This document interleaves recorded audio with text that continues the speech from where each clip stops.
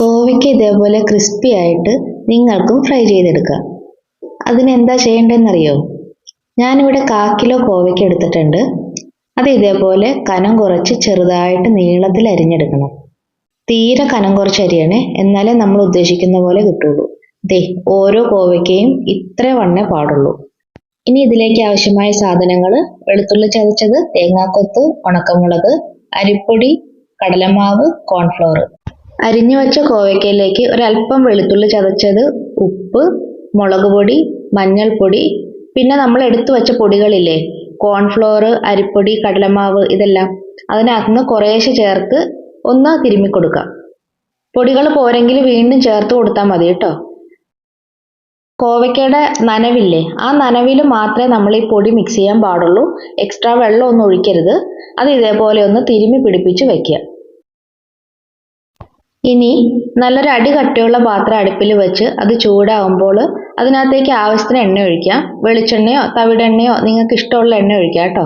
അതിനകത്തേക്ക് നമ്മൾ അരിഞ്ഞു വച്ചിരിക്കുന്ന തേങ്ങാക്കൊത്തും ഉണക്കമുളകും ഇട്ടിട്ട് ഒന്ന് റോസ്റ്റ് ചെയ്തെടുക്കണം. തേങ്ങാക്കൊത്ത് ഒരല്പം മൂത്ത് കിട്ടണം, എന്നാലേ നമുക്ക് ആ വറുത്തെടുത്തതിൻ്റെ ഒരു ടേസ്റ്റ് കിട്ടുള്ളൂ. അത് എണ്ണയിൽ നിന്ന് കോരി മാറ്റാം.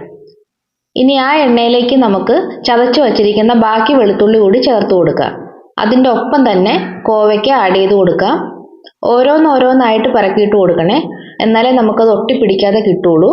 ചൂടായ എണ്ണയിലേക്ക് ഓരോന്ന് ഇടുമ്പോൾ അത് വേറെ വേറെ കിടന്നോളൂ.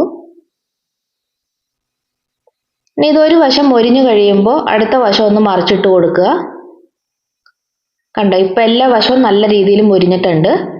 വെളുത്തുള്ളിയും കോവയ്ക്കയും എണ്ണയിൽ ഒട്ടും ബാക്കിയില്ലാതെ മുഴുവനും കോരി മാറ്റുക. വീണ്ടും കോവയ്ക്ക ഇട്ട് കൊടുക്കുമ്പോൾ ആദ്യം നമ്മൾ വെളുത്തുള്ളി ഇട്ട് കൊടുത്ത പോലെ രണ്ടാമത് നമ്മൾ കോവയ്ക്കയുടെ കൂടെ വേറൊരു സംഗതിയാണ് കേട്ടോ ചേർത്ത് കൊടുക്കുന്നത്. എല്ലാ കോവയ്ക്ക ഇങ്ങനെ ഓരോന്നോരോന്നായിട്ട് ഇട്ട് കൊടുക്കുക. കണ്ടോ, രണ്ടാമത്തെ ട്രിപ്പ് കോവയ്ക്കയുടെ കൂടെ കറിവേപ്പിലയാണ് ഇട്ട് കൊടുത്തത്.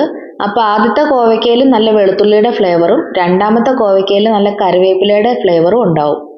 ഇതിപ്പോൾ നല്ല ക്രിസ്പി ആയിട്ട് മൊരിച്ചു കോരി എടുത്തിട്ടുണ്ട്. ഇനി ഇതിനകത്തേക്ക് നമ്മൾ ആദ്യം വറുത്ത് വെച്ച ആ തേങ്ങാക്കൊത്തും ഉണക്കമുളകും എല്ലാം കൂടെ വീണ്ടും ഒന്ന് മിക്സ് ചെയ്ത് കൊടുക്കുക. കണ്ടോ, കൈ കൊണ്ടൊന്ന് തിരുമ്മി തിരുമ്മി മിക്സ് ചെയ്ത് കൊടുത്താൽ മതി. ഒത്തിരി ഉടച്ച് തിരുമ്മരുത് കേട്ടോ. ഒന്ന് ചെറുതായിട്ടൊന്ന് ഇങ്ങനെ തട്ടി തട്ടി കൊടുത്ത് മിക്സ് ചെയ്യാനേ പാടുള്ളൂ. ഇത് നമുക്ക് ചോറിൻ്റെ കൂടെ കഴിക്കാനായിട്ട് നല്ല ടേസ്റ്റാണ് കേട്ടോ.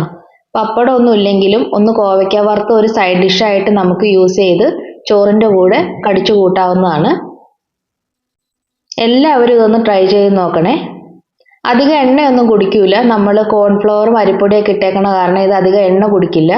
നമ്മൾ ഉണ്ടാക്കി കഴിയുമ്പോൾ ചട്ടിയിൽ നിസ്സാര എണ്ണ ചിലവായിട്ടുണ്ടാവുള്ളൂ. ബാക്കി എണ്ണ അതേപോലെ തന്നെ കിടപ്പുണ്ടാവും. എല്ലാവരും ഒന്ന് ട്രൈ ചെയ്ത് നോക്കുക. ഇഷ്ടമായാലും ഒന്ന് സപ്പോർട്ട് ചെയ്യുക. താങ്ക്